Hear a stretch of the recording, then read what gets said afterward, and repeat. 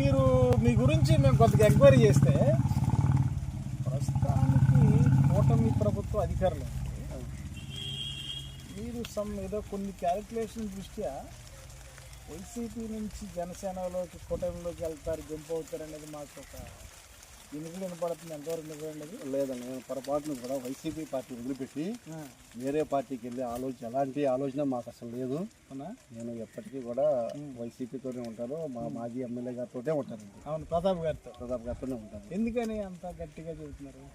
మా నాన్నగారు కూడా ఆయన రాజకీయంలో తిరిగేటప్పుడు ఆయన వెంబడి తిరిగాడు. మేము చిన్నపిల్లలప్పటి నుంచి మేము దివాణాలో తిరగడం అలవాటు చేసుకున్నామండి. మాకు ఏ చిన్న సమస్య వచ్చినా కూడా గబక్కన ఒక సొంత ఇంటికి వెళ్ళినట్టు వెళ్తామండి దివాణానికి. మాకు ఎప్పుడు ఏ పని అడిగినా కానీ మాకు ఎప్పుడు ఆయన చేసి పెట్టుకోకుండా కొత్తగా పంపించిన దాఖలాలు అయితే మేము ఎరగమండి. మేము వెళ్ళి ఏ పని మాకు చేసి పెట్టారు కాబట్టి మాకు చిన్నప్పటి నుంచి ఆయన అంటే అభిమానం. మేము ఆయనతోటే ఉంటాం. సో పార్టీ మారే ఆలోచన నాకు అసలు లేదండి. నేను ప్రతాప్ గారితో ఉంటాం, వైసీపీతోటే ఉంటామండి. సింగిల్ లైన్లో ఆన్సర్ చెప్పండి. ఫస్ట్ సీఎం చంద్రబాబు నాయుడు హామీలు ఇచ్చి అమలు చేయని నాయకుడు అండి చంద్రబాబు నాయుడు గారు. నారా లోకేష్ రాజకీయం తెలవని అవగాహన లేని వ్యక్తి. డిప్యూటీ సీఎం పవన్ కళ్యాణ్ ఆయన అంటే రాజకీయ పరిజ్ఞానం లేకుండా మాట్లాడే వ్యక్తి. వైఎస్ రాజశేఖర్ రెడ్డి. ఈ రాష్ట్ర ప్రజలు ఒక మరిచిపోలేని నాయకుడు ఎవరైనా ఉన్నారు అంటే అది రాజశేఖర రెడ్డి గారు. వైఎస్ జగన్మోహన్ రెడ్డి. జగన్మోహన్ రెడ్డి ఏంటంటే ఆయన నమ్మిన కార్యకర్తల కోసం ఎంతవరకైనా వెళ్ళగల నాయకుడు. మాజీ ఎమ్మెల్యే వెంకట ప్రతాప్ అప్పారావు.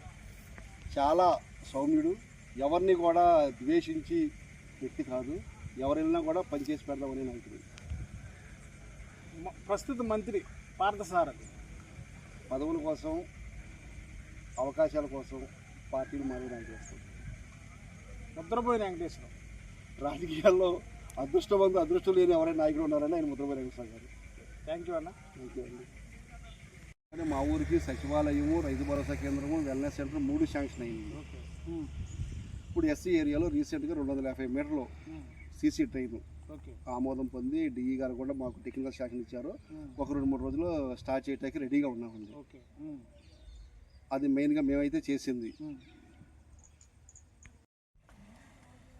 ఇప్పుడు మీరు ప్రజెంటు మీ గ్రామంలో సర్పంచ్గా మీ మిస్సెస్ గారు ఉన్నారు, మీరు సపోర్ట్ రోల్లో ఉన్నారు.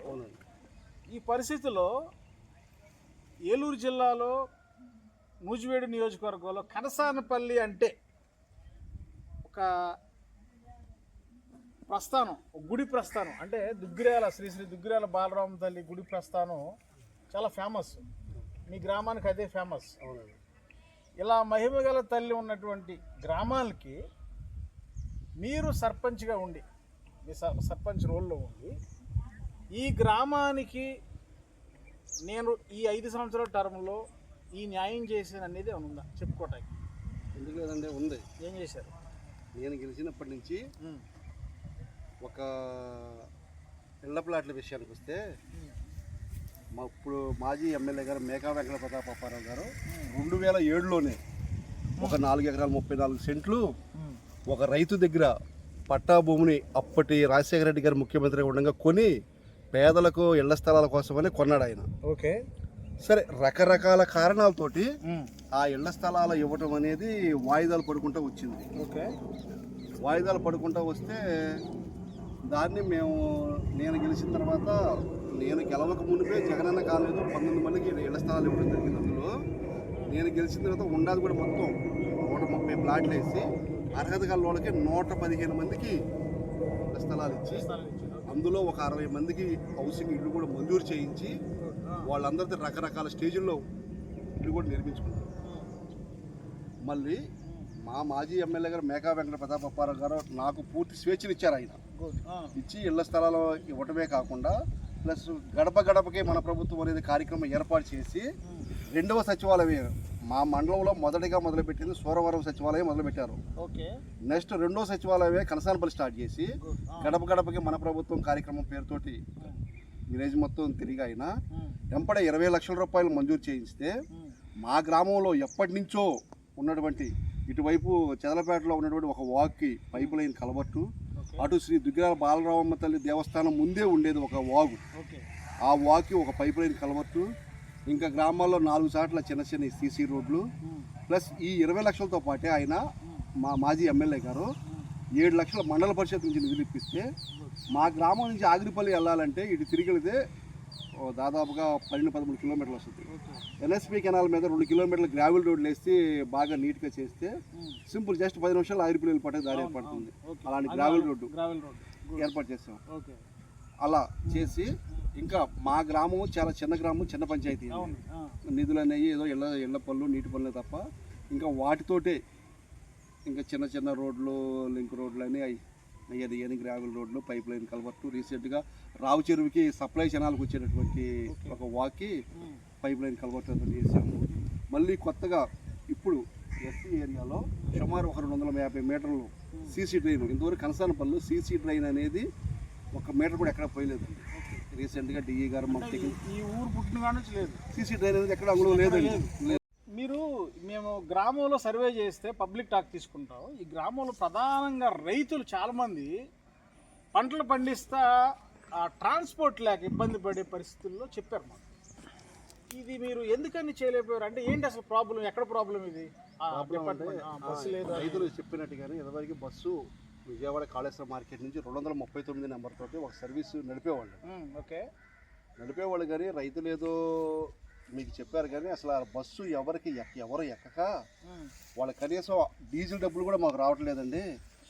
డిపో మేనేజర్ గారు ఆపేస్తానంటున్నాడు, మీరు కొంచెం డిపో మేనేజర్తో మరి మాట్లాడండి అని చెప్పి నాకు రోజు వచ్చే డ్రైవర్లు వాళ్ళు నా దృష్టికి తీసుకొస్తే నేను మా మాజీ ఎమ్మెల్యే గారి దృష్టికి తీసుకెళ్ళి ఆయనతోటి డిపో మేనేజర్ గారు ఫోన్ చేయించి మా సర్పంచ్ గారు వచ్చి మిమ్మల్ని కలుస్తారో కలిసి ఆ బస్సు విషయం ఏదో కొంచెం చూడండి, ఆ ఊరికి బస్సు నడపాలి అని అంటే మాట్లాడి నన్ను వెళ్ళి డిపో మేనేజర్ గారు కలవమంటే నేను వెళ్ళి గన్నవరం డిపో మేనేజర్ గారు కలిశానండి. కలిసి మా ఊరికి మీరు నడపండి, మా ఎమ్మెల్యే గారు చెప్పారు కదా కొంచెం అని అంటే 1 నెల రోజులు సుమారు 2 నెలలు చార్ట్ నాకు తీసి డిపో మేనేజర్ చూపించారండి. మీ ఊరి నుంచి మార్కెట్కి రావడానికి డీజిల్ ఖర్చు ఎంత అవుతుంది, ఏ రోజైనా సరే డీజిల్ ఖర్చు అన్నా వచ్చిందా లేదో మీరే చూడండి, ఇది కూడా మీ ఊరు కలెక్షన్ అని చెప్పేసి నాకు చార్ట్ చూపించడం జరిగిందండి మేనేజర్ గారు. సరేనండి, సరే మీరు వచ్చి పెద్ద ఆయన ఎమ్మెల్యే గారు చెప్పారు, మీరు వచ్చి అడుగుతున్నారు కాబట్టి మేము 2 నెలలు అవకాశం ఇస్తాం, కొంచెం జనాల్ని కొంచెం మూవ్మెంట్ ఇచ్చి బస్సు ఎక్కేటట్టు చూడండి మేము ఆపమని. తర్వాత కూడా 2 నెలలు అన్నారు కానీ 3 నెలలు నడిపారండి. కానీ జనం ఎవరు బస్సు ఎక్కల. బస్సు ఎక్కబోయేసరికి ఇక ఆపేశారు. సో ఇది ప్రజలు, మీ గ్రామంలో ప్రజలే దీన్ని ఆపేశారు అంతే అనుకోవాలండి. ఎక్కపోవడం వల్లనేనండి. ఓకే, మళ్ళీ ఇప్పుడు ప్రయత్నం చేసే పరిస్థితి ఉందా లేదా? చేశానండి మేము. అంటే నేనంటే ప్రజెంట్గా ప్రతిపక్ష పార్టీ సర్పంచ్ని. మా ఊళ్ళో ఉన్న తెలుగుదేశం నాయకులు అడిగితే ఒక అర్జీ రాసేవాడిని, మీరు గ్రామం తరఫున మేము తీసుకెళ్ళి మినిస్టర్ గారికి ఇస్తామంటే సుమారు 1 నెల రోజుల క్రితం అర్జీ రాసి ఒక 50-60 మందితో సంతకాలు పెట్టించి మా గ్రామ టీడీపీ నాయకులకు ఇవ్వడం జరిగింది. వాళ్ళు మినిస్టర్ గారిని కలిసి మేము చేపిస్తామన్నారు. అది ఎంతవరకు వచ్చిందో మరి తెలియదు. నేనైతే నా ప్రయత్నం చేశానండి. మీరు మీ గురించి మేము కొద్దిగా ఎంక్వైరీ చేస్తే ప్రస్తుతానికి కూటమి ప్రభుత్వ అధికారులు మీరు ఏదో కొన్ని క్యాలిక్యులేషన్ దృష్ట్యా వైసీపీ నుంచి జనసేనలోకి కూటమిలోకి వెళ్తారు, జంప్ అవుతారు అనేది మాకు ఒక ఎన్నికలు వినపడుతుంది. ఎంతవరకు నిలబడినది లేదండి. నేను పొరపాటును కూడా వైసీపీ పార్టీ వదిలిపెట్టి వేరే పార్టీకి వెళ్ళే ఎలాంటి ఆలోచన మాకు అసలు లేదు. నేను ఎప్పటికీ కూడా వైసీపీతోనే ఉంటాను, మా మాజీ ఎమ్మెల్యే గారితోనే ఉంటానండి. అవును, ప్రతాప్ గారితోనే ఉంటాను. ఎందుకని అంత గట్టిగా చెబుతున్నారు? మా నాన్నగారు కూడా ఆయన రాజకీయాలు తిరిగేటప్పుడు ఆయన నెంబర్ తిరిగాడు. మేము చిన్నపిల్లలప్పటి నుంచి మేము దివాణాలో తిరగడం అలవాటు చేసుకున్నామండి. మాకు ఏ చిన్న సమస్య వచ్చినా కూడా గబక్కన ఒక సొంత ఇంటికి వెళ్ళినట్టు వెళ్తామండి దివాణానికి. మాకు ఎప్పుడు ఏ పని అడిగినా కానీ మాకు ఎప్పుడు ఆయన చేసి పెట్టుకోకుండా కొత్తగా పంపించిన దాఖలాలు అయితే మేము ఎరగమండి. మేము వెళ్ళి ఏ పని మాకు చేసి పెట్టారు కాబట్టి మాకు చిన్నప్పటి నుంచి ఆయన అంటే నమ్మాను, మేము ఆయనతోటే ఉంటాం. సో పార్టీ మారే ఆలోచన నాకు అసలు లేదండి. నేను ప్రతాప్ గారితో ఉంటాం, వైసీపీతోటే ఉంటామండి.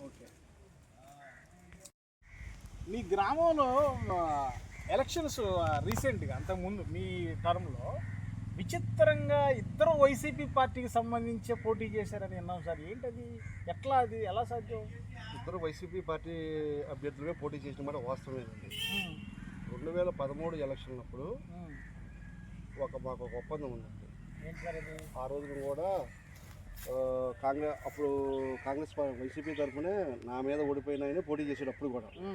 ఆ రోజు కూడా నేను కూడా పోటీలో ఉంటాను అని చెప్పేసి అనడం జరిగింది. మా పార్టీ పెద్దలందరూ కలిసి కూడా నువ్వు చిన్నవాడివి, నీకంటే ఆయన పెద్దోడు కదా, ప్రస్తుతానికి ఆయనకి ఇద్దాం అవకాశం, నెక్స్ట్ టైం మరోసారి వచ్చినప్పుడు నీకు ఇద్దాం అవకాశం అనడంతో నేను అప్పుడు డ్రాప్ అయిపోయి ఆయనకి సపోర్ట్ చేసాము. అప్పుడు ఆయన ఓడిపోవడం జరిగిందండి. సరే తిరిగి మళ్ళీ 2021లో పంచాయతీ ఎలక్షన్ చేపట్టుకల్లా మళ్ళీ అదే కేటగిరీ, అంటే మేము పోటీ చేయాలంటే ఓసీ కేటగిరీ రావాలి. ఓసీ కేటగిరీ వచ్చింది. మళ్ళీ నేనే పోటీ చేస్తానంటే కాదు, పోయినసారి మరి నాకు అవకాశం ఇస్తానంటే పార్టీ, కాబట్టి నాకు అవకాశం ఉందని చెప్పేసి పార్టీ మీటింగ్లో అడిగితే, పార్టీలో కొంచెం పెత్తనం చేసేది 4 పార్టీలు, ఎక్కువ మంది ఆయన వైపు మొగ్గు చూపారు పార్టీ. నేను ఇదే విషయం మా మాజీ ఎమ్మెల్యే గారి దృష్టికి తీసుకెళ్తే, సరే మీరు ఇక్కడ కావాల్సిన వాళ్ళే కాదు, విధంగా ఒకళ్ళే ఉండండి అని చెప్పేసి వాళ్ళకున్న లెక్కల ప్రకారం నేనైతే గెలవగలననే ఒక నమ్మకంతో నాకు జనాలు ఇవ్వమని చెప్పేసి ఆయన అయిపోమ్మని సమాచారం పంపించాడు. ఆయన కూడా దానికి అంగీకరించాడండి. అంగీకరించి ఎమ్మెల్యేగా చెప్పాడు కాబట్టి నేను అయిపోతున్నాను అని చెప్పేసి అంటే, ఇక ఆయన ఎప్పుడు తిరిగే వాళ్ళు ఉంటారు కదండి, ఆయన అనుచరులుగా ఉండేవాళ్ళు. ఇప్పుడు దాకా నీ వెనకాల తిరిగి ఇప్పుడు ప్రెసిడెంట్ తొలగించాలంటే మేము ఎక్కడ వెళ్ళాలి, అది ఇది కాబట్టి మేము ప్రతాప్ గారిని మేము అడుగుతాము, నేను ఎందుకు ఆగమన్నాడు అని చెప్పేసి వెళ్ళి కొంతమంది వెళ్ళి ఆయన ఏదో అడిగితే, సరే నేను చెప్పిన మార్గం మీకు ఇష్టం లేనప్పుడు వేసుకొని వాళ్ళు ఇద్దరు నేను చేయగలిగిన లేదు, ఇద్దరు నాకు కావాల్సిన వాళ్ళు. అలా జరిగింది. ఫైనల్గా మీరు ప్రజలు నాకు అవకాశం ఇచ్చారు ప్రజలు. ఆ విలేజ్ వచ్చేప్పటికీ ఆ ఎలక్షన్ టైంలోనే ఎవరి పార్టీ వాళ్ళు సపోర్ట్ చేసుకున్నారు. మిగతా టైం అంతా కూడా అంతా కలిసిమెలిసే ఉంటామండి. రాజకీయాల్లో 4 రోజుల దగ్గర మిగతా టైంలో మర్చిపోతారు. మీరు అన్ని సామాజిక వర్గాలు న్యాయం చేశారా సంపూర్ణంగా మీ గ్రామంలో? మా గ్రామంలో అన్ని సామాజిక వర్గాలు న్యాయం చేసినాయి అనుకుంటున్నా, కానీ అన్నిటికన్నా అందరికన్నా ఎక్కువ నాకు బీసీలు ఎస్సీలు ఎక్కువ న్యాయం చేసినాయని నా అభిప్రాయం అండి. బీసీలకి ఎస్సీలకి ఎక్కువ న్యాయం చేశారు. ఇంకా నాకు మీకు వాళ్ళు ఎక్కువ న్యాయం చేశారు. మరి వాళ్ళకి మీరు న్యాయం చేశారా? వాళ్ళకి నాకు అవకాశం ఉన్నంత వరకు నేను చేశానండి. ఏ ఒక్క వ్యక్తి వచ్చినా, ఎస్సీ అవనండి బీసీ అవనండి, నాకు అవకాశం ఉన్నంత వరకు ప్రతి నా దగ్గరికి వచ్చిన నా చేత అయినంత వరకు ప్రతి ఒక్కరికి చేశాను. కానీ నేను మీకు చేయనని కానీ మీకు చేయకూడదని కానీ ఏ ఒక్కరిని తిప్పి పంపించిన దాఖలాలు అయితే లేవు. అది మీరు విలేజ్లో తిరిగినప్పుడు కూడా మీకు కూడా ఫీడ్బ్యాక్ తీసుకున్నాం, అందుకే అడుగుతున్నాం. ఓకే సార్, ఇప్పుడు మీరు పంచాయతీ సర్పంచ్గా ఉన్న టైంలోనే కూటమి వచ్చింది. మీకు పంచాయతీకి సంబంధించిన బిల్లులు కానీ అవన పనులు ఏమైనా ఉంటాయి, కూటమికి సంబంధించి నాయకుల వల్ల కానీ ఇంకా వేరే ఇతరత్ర వల్ల కానీ ఇబ్బంది పడి వివక్ష పరిస్థితులు ఏమన్నా మీకు ఎదురైందా? లేదు, అంతా బాగుందా? అంతా బాగుంది. నన్ను అయితే ఈ 5 సంవత్సరాల్లో ఆ పార్టీ వాళ్ళు కానివ్వండి, అపోజిషన్ కూటమి పార్టీలు కానివ్వండి, ఎవరో కూడా నన్ను ఇబ్బంది పెట్టిన దాఖలాలు అయితే లేవు.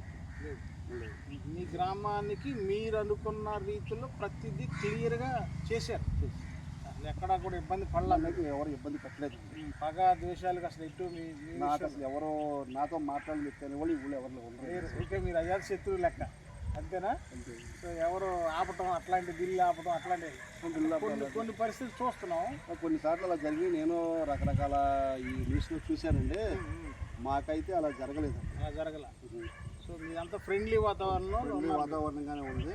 వాళ్ళు కూడా ఏదన్నా కార్యక్రమాలకి ఏదైనా వచ్చినప్పుడు పార్టీ వాళ్ళ కూటమి నాయకులు వచ్చినా కూడా మనల్ని ఇబ్బంది పెట్టే విధంగా ఎప్పుడు బిహేవ్ చేయలేదు.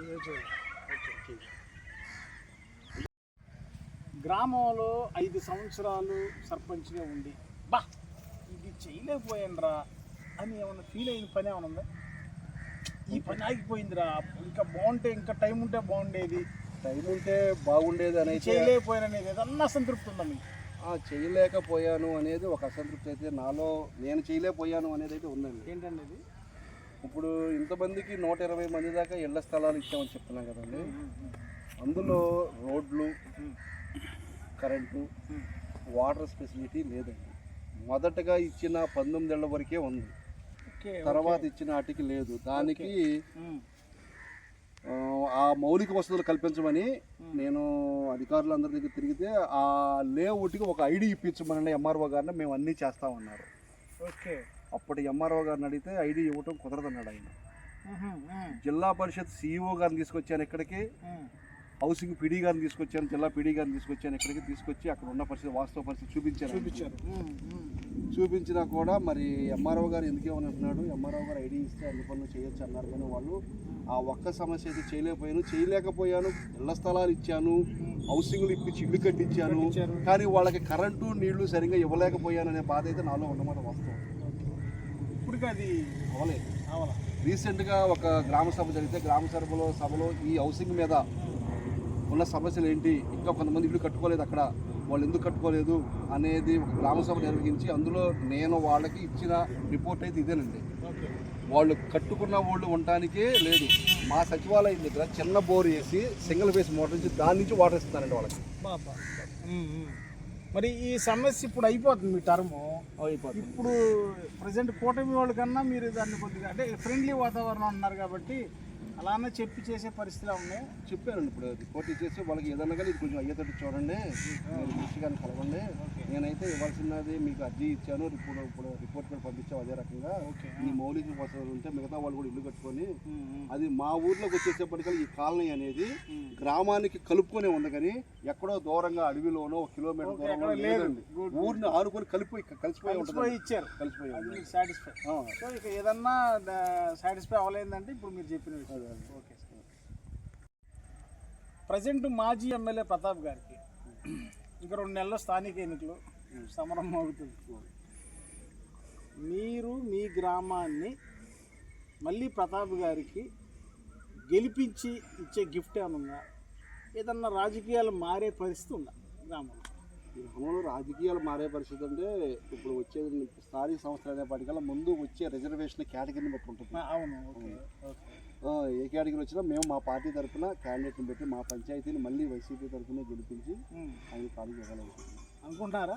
అదే జరిగిద్దా? అది మీరు ఏ రిజర్వేషన్ ఇచ్చినా ఎందుకంటే మీరు అభివృద్ధి చేశారు, మాజీ ఎమ్మెల్యే గారు సపోర్ట్ చేశారు చాలా బాగా, మీరు చెప్పినవన్నీ బాగున్నాయి, చేశారు. ఇంతకు మించి ఏం కావాలి? ప్రజలు ఏమైనా కొత్తదనం కోరుకునే పరిస్థితిలో ఉన్నారా, లేదు మీరు అనుకున్నట్టే ఇవ్వగలరా? ఆయనకి ఇవ్వగలవని నమ్మకం అయితే మాకు ఉందా? ఉంది. డెఫినెట్, ఎటువంటి ఇబ్బంది అయితే లేదు. గిఫ్ట్ ఇస్తారు మాజీ ఎమ్మెల్యే గారికి? తప్పకుండా ఇస్తారు. ఓకే. సార్, సింగిల్ లైన్లో ఆన్సర్ చెప్పండి. ప్రస్తుత సీఎం చంద్రబాబు నాయుడు హామీలు ఇచ్చి అమలు చేయని నాయకుడు అంటే చంద్రబాబు నాయుడు గారు. నారా లోకేష్ రాజకీయం తెలవని అవగాహన లేని వ్యక్తి. డిప్యూటీ సీఎం పవన్ కళ్యాణ్ ఆయన రాజకీయ పరిజ్ఞానం లేకుండా మాట్లాడే వ్యక్తి. ఓకే. వైఎస్ రాజశేఖర్ రెడ్డి. ఈ రాష్ట్ర ప్రజలు ఒక మరిచిపోలేని నాయకుడు ఎవరైనా ఉన్నారు అంటే అది రాజశేఖర రెడ్డి గారు. వైఎస్ జగన్మోహన్ రెడ్డి. జగన్మోహన్ రెడ్డి ఏంటంటే ఆయన నమ్మిన కార్యకర్తల కోసం ఎంతవరకైనా వెళ్ళగల నాయకుడు. మాజీ ఎమ్మెల్యే వెంకట ప్రతాప్ అప్పారావు. చాలా సౌమ్యుడు, ఎవరిని కూడా ద్వేషించి వ్యక్తి కాదు, ఎవరైనా కూడా పనిచేసి పెడదామనే నాయకుడు. ప్రస్తుత మంత్రి పార్థసారథి. పదవుల కోసం, అవకాశాల కోసం పార్టీలు మారే నాయకుడు వస్తుంది. ముద్రబోయి వెంకటేశ్వరం. రాజకీయాల్లో అదృష్టం లేని ఎవరైనా నాయకుడు ఉన్నారని ఆయన ముద్రబోయి వెంకటేశ్వర గారు. థ్యాంక్ యూ అన్న. థ్యాంక్ యూ అండి.